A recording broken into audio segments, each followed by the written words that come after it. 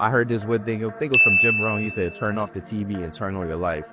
So you stop tapping into the shade room and you start listening to audiobooks by, high-level entrepreneurs. It's going to impact your mindset a lot different.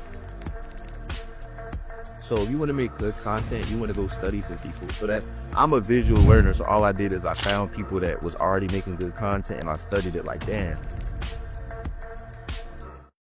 And I'm asking this because I just like to understand people's perspective. Do you think college is a scam? No. Okay, tell me why. Because a lot of people don't know how to communicate. They don't know how to network. And also they don't know how to follow instructions. So if you go to college, it kind of give you that structure. And then it kind of allows you to be able to be a better entrepreneur. That's good. Hey, I agree with that part. So someone asked me that before and I was like, yeah, it's a scam, but I was saying more so school kind of forces you to have to network and stuff. That's good. Being successful is a mindset thing. What would you tell someone? What are some actionable steps that they can do now to change their mindset to start thinking with a growth mindset versus a poverty mindset? I heard this one thing, I think it was from Jim Rohn. He said, turn off the TV and turn on your life.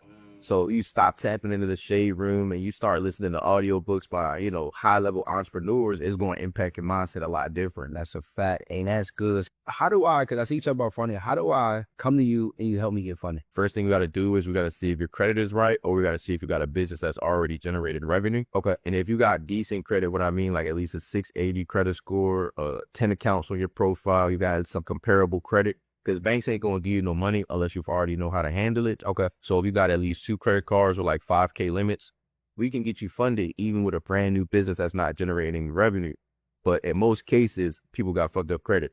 So they're going to have to start making money before they can get funded. Banks trust people who are credible. So if you got good credit, it's pretty much a representation of the decisions you make financially. Dang. So they know you're going to pay them back. How can I duplicate? I got some Airbnbs.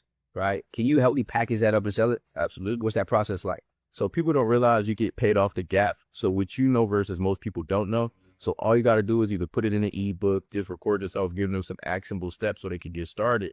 And then from there, you start selling it. How can I make an ebook if I want to make an ebook within the next week? You can do it today. Straight head to ChatGPT. Okay. Say, I need you to act as a copywriter and create me an ebook about Airbnb or whatever topic and give me an outline on 5 to 10 chapters. So that I could create the book. And then once you get the chapters, you say, all right, now make the chapter. Then once you get the chapter, you say, make it better. And then you just go in there and add your own personalization. Oh, nah, that's crazy. So you said ChatGPT, tell it act as a copywriter, create me an ebook to do X goal. And if you really want some sauce, what you do is you could grab an ebook that you bought before and you can say, use this as an example.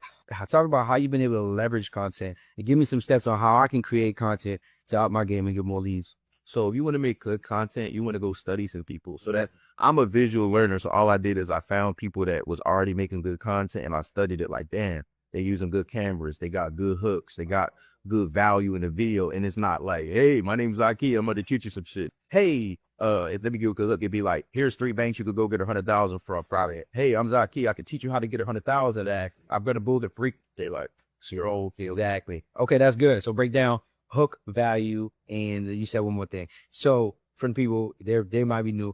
What is a hook or a visual hook? And then talk about the value part and what they should be doing. And then the end in their call to action. I look at it like the best place to learn a hook from is the newspaper, is blog posts, is like places that like the shade room. If you look at every shade room post, it's always going to make you want to click on it, swipe right.